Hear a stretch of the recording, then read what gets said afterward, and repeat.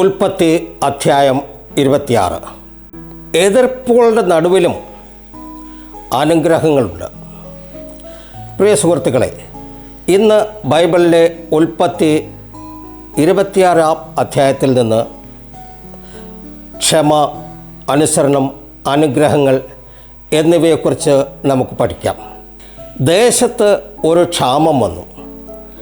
ഇസഹാക്ക് ഈജിപ്തിലേക്ക് പോകാൻ തയ്യാറെടുത്തു. പക്ഷേ യഹോവ പറഞ്ഞു, ഈ ദേശത്ത് താമസിക്കുക, ഞാൻ നിങ്ങളോടൊപ്പമുണ്ടാകും, നിങ്ങളെ അനുഗ്രഹിക്കും. ഇസഹാക്ക് ദൈവത്തെ അനുസരിച്ചു.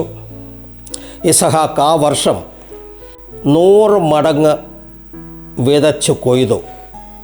അവൻ വളരെ സമ്പന്നനായി. എന്നാൽ ഫെലിസ്ത്യർ അസൂയ നിമിത്തം തങ്ങളുടെ കിണറുകൾ മണ്ണിട്ട് മൂടിക്കളഞ്ഞു.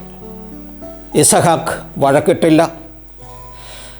സമാധാനത്തിൻ്റെ ഒരു കിണർ കണ്ടെത്തുന്നതുവരെ അവൻ ആ സ്ഥലത്ത് നിന്ന് മറ്റൊരു സ്ഥലത്തേക്ക് മാറി. അവൻ അതിന് റെഹോബോത്ത് എന്ന പേരിട്ടു. അതായത്, ഇപ്പോൾ യഹോവ നമുക്കൊരു സ്ഥലം തന്നിരിക്കുന്നു.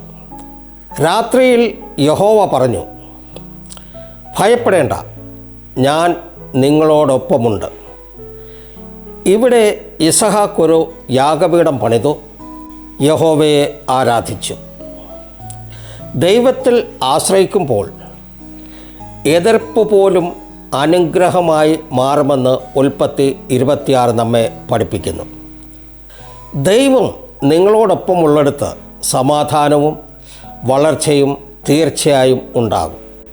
നന്ദി, നമസ്കാരം. ദൈവം നിങ്ങളെ ധാരാളമായി അനുഗ്രഹിക്കട്ടെ.